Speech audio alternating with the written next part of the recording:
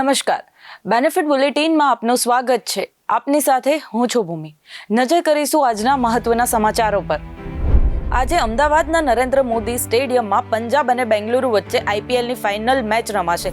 જોકે હવામાન વિભાગે આજે અમદાવાદમાં વરસાદની આગાહી કરી છે, જેથી ક્રિકેટ રસિકોની મજા બગડી શકે. તુર્કીના ભૂમધ્ય સમુદ્રના દરિયાકાંઠાના શહેર માર્મારીસમાં જમીન ધ્રુજી ઉઠી હતી. માર્મારીસમાં 5.8ની તીવ્રતાનો ભૂકંપ અનુભવાયો હતો. ભૂકંપના કારણે વિસ્તારોમાં ગભરાટ ફેલાયો હતો અને લોકો પોતાના ઘરોમાંથી બહાર ભાગ્યા હતા. આ દરમિયાન 7 લોકો ઘાયલ થયા હતા. કેરળ હાઈકોર્ટે સત્તાવાળાઓએ સીમાચિહ્નરૂપ ચુકાદાનો નિર્દેશ આપ્યો. ટ્રાન્સજેન્ડર દંપતીને તેમના બાળકના જન્મ પ્રમાણપત્ર પર માતા અને પિતાને બદલે માતા પિતા તરીકે સૂચિબદ્ધ કરવામાં આવે છે. સુરત મનપાના આરોગ્ય કેન્દ્રની કામગીરી પેપરલેસ બનશે.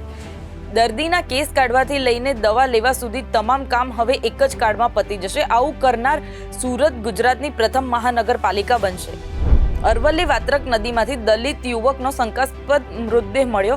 સવાપુર ગામે થોડા દિવસ પહેલા પંચાયતના બોરમાંથી પાણી ભરવા મુદ્દે અંદરભાઈ અને તેમના પરિવારે યુવકને મારી નાખવાની ધમકી આપી હતી. એ જ પરિવારના 9 સભ્યો સામે ફરિયાદ દાખલ કરવામાં આવી છે.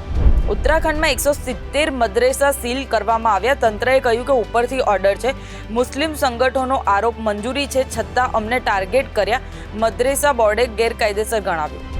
8 જૂન સુધી રાજ્યમાં વરસાદની આગાહી કરવામાં આવી છે. આજે સુરેન્દ્રનગર, બોટાદ, ભાવનગર, અમરેલી અને ગીર સોમનાથ સહિત સમગ્ર દક્ષિણ ગુજરાતમાં હળવાથી મધ્યમ વરસાદની આગાહી છે.